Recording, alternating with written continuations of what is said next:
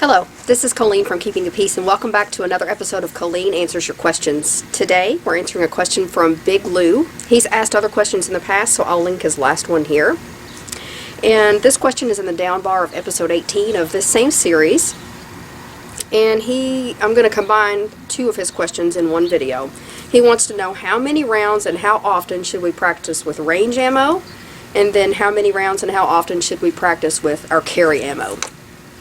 Different people are going to tell you different things. It's really a personal preference, and also depends on what you can afford in terms of ammo and range time. I would say most of your practice needs to be dry fire because, first of all, it's just really good for you. It's really good for your, driving in good habits. It's also free because you can do it at home with no ammo. So that should be the bulk of your practice. And then if you can afford to, go once a week. Shoot 50 to 100 rounds. Don't overdo it. If you start doing a whole lot of rounds, then you tend to be less productive. So keep your range time short, a half an hour to an hour, and 50 to 100 rounds should be plenty. Also, when you do an exercise or when you start shooting, don't just fill up your magazine and just blast them all down range and then look at your target. Do a controlled number of rounds, look at your target, see what you need to tweak before you shoot more rounds. That way you're not just wasting your ammo, you're actually being productive with it and accomplishing the most that you can for your money.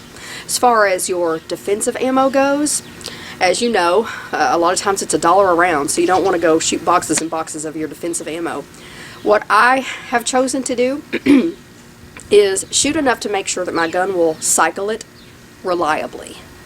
In other words, if I have a malfunction with a certain type, if I can't sort it out or have it gunsmithed, if I'm really dedicated to one particular ammo, then I just move on to another one until I know that I have one that my gun will cycle perfectly. So you might have to shoot a whole box. You might have to shoot several boxes. Just depends on you and your gun. And then after that, I wouldn't say that you need to keep practicing with your defensive ammo. I don't. What I do is I'll carry the same ammo. Thank God I haven't had to use it.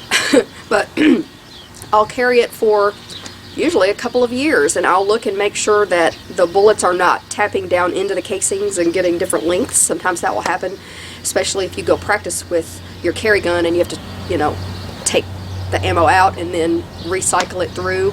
Sometimes repeated chambering of a round can tap the bullet down into the casing and change the length of it, which can change pressure, I think, inside there. I'm not an expert at ballistics, so you'd have to look that up to find out exactly what happens, but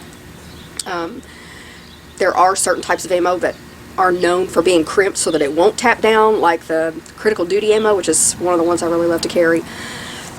So once I see that things are changing with the ammo, or if it's been a few years, I'll just go ahead and shoot those up and just change to new ones. Not because I feel like I need to practice with them so much as just to use them up so that they don't go to waste, and then start putting new ammo in my carry gun. So that's my suggestion, but again, lots of people have different opinions about that, and it's really your own personal preference and what you can afford.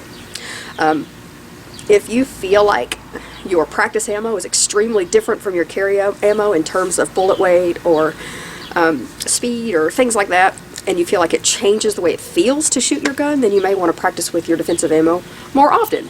So that's really your personal preference. I'm sorry I don't have a perfect, solid answer for you, as in this is what you just have to do, but it's just kind of the way it goes with this sort of thing. So hope that helps or gives you some ideas or things to look at. And if anyone else has suggestions of what you do in terms of your practice with carry versus practice ammo, leave it down below, and we can all learn from each other. Thanks for watching. See you in the next episode. Bye.